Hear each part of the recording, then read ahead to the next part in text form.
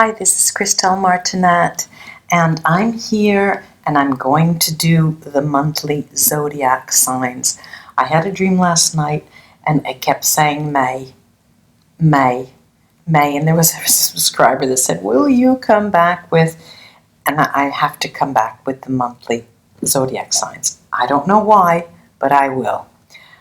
I'll start the readings now then. Hi Virgo, this is Christelle Martinette, and I'm here with a monthly reading of May, as I said in my introduction. And what I'm getting for you, Virgo, is that you're running a parallel, not a parallel lifetime, but you're running on two on a binary track. On the one hand, you're trying to safeguard your creative streak, your creativity, but on the other, you really want to feel like you're being productive at all costs, even to the detriment of being, creative. You'll put that on the back burner. And it seems that the month of May is going to be very instrumental in having you really attempt that qualitative jump. It's as if you're gearing yourself towards June. As if, you're taking 1 month in advance. June is a big month for me. You're thinking there's changes, so I want to be prepared. I want to, have people look at what I've done and say, well, that I could see her hand in that, or his hand in that. I can see their touch, their creative touch. Let's see what these cards have to say.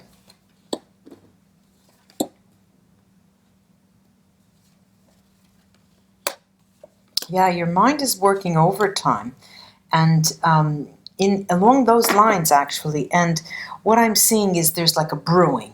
There's something brewing. There's something brewing about to change, and you want to feel as if your hands are in that, and you are the catalyst for that change. You really need to have the feeling that. What you're doing has impetus, has import, has a reaction, and you really need that return, that feedback, okay? And you'll get it. You'll get it.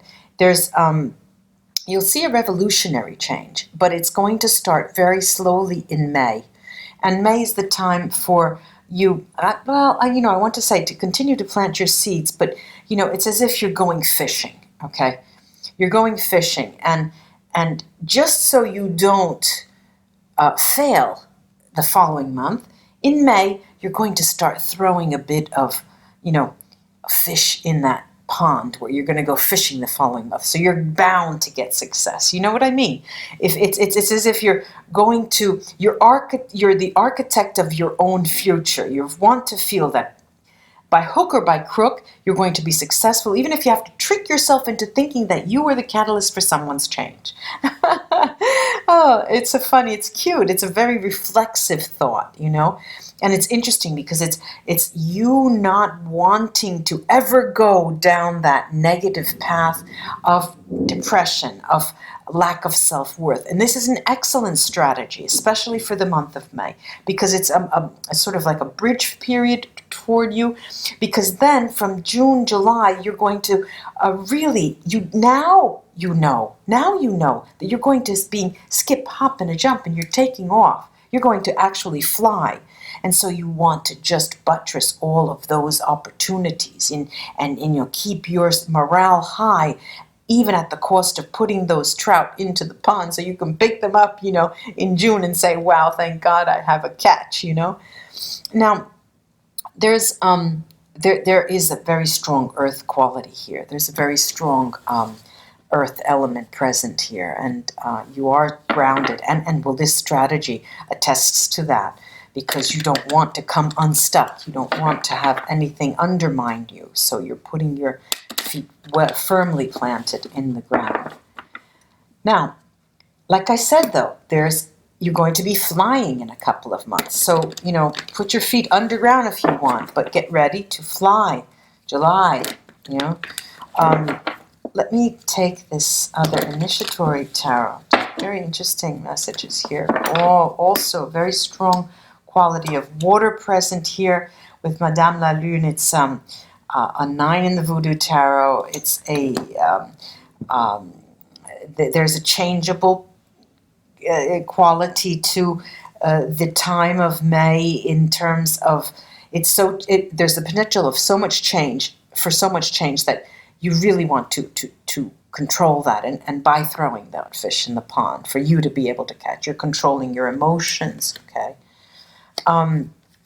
Interesting. Now, I guess we have another moon. The two presences of the moon and the temperance also as well. And it seems that you're guarding against this Nine of Swords. They're guarding against it, and with you're fighting. Actually, you're fighting against this the fear of a failure. Okay, so you're fighting against it. On the one hand, I see it as being very, very well planned out, as a proper strategy. And on the other hand, though, you come out brandishing a sword, ready to slay any dragon that may rain on your parade. And so it's very nice to see you empowered like this. May is going to bring much empowerment. You've worked hard, and you're going to start seeing that you're starting to come into your own. You're starting to wage your own battles, not leaning on anyone else, because you want to make a name for yourself. Let me take these Vida Sibila and see what they have to say. Because there are fears here, I'm going to take those first. Again, these were shuffled previously. Okay. All right. The fears. What are the fears coming from? You're worried about a negative change. You're worried about having all of a sudden, these ladro, the changes that tend to be negative, mirror the Gran Signore or the Gran Dame, and you're afraid that there may, somebody's going to take the rug from under your feet concerning a loved one, someone that you have your eyes, you have your sights set on. But, remember here, there's the card of harmony, Amica. This is the card who's talking about feeling as if you were among friends wherever you go. And remember that, because when you have that moment of doubt or fear that this person may not respond to your messages or may not be as excited as you are concerning some event, remember that you're among friends and go to them. Go to the friend's house, go to a harmonious gathering, and just spread good humor and good nature around, because that is the characteristic that you'll be feeling the month of May. I'm going to take these two, Madame la Lune and the moon here together to see what, the changes. Okay, now, this is a little insight concerning the loved one that we just mentioned, that happy days are here again. The shackles from an imprisoned moment are going to be shed, are going to be undone, and there will be the talk of a meeting, okay? I'm not going to say there will be the meeting, because I don't want to get anyone's hopes up, but this card speaks, Alegria speaks about having a good time. So you will even have a good time just knowing that there will be a possibility in the future, in the near future or mid-future, for you to see that person. But it's a changeable mood that you become happy and then a little saddened, happy and a little saddened. Let me go to this Oya, the three from the Santeria suit here. Let me show you this lovely card. And what am I getting here? I'm getting that, yes, there is the fear that you're just hoping that the person will not let you down, that the persons you have your sight on, person you have your sight on, that significant other that you're really nurturing, the idea of this person is being nurtured by you, you're really hoping that it's not going to fall through.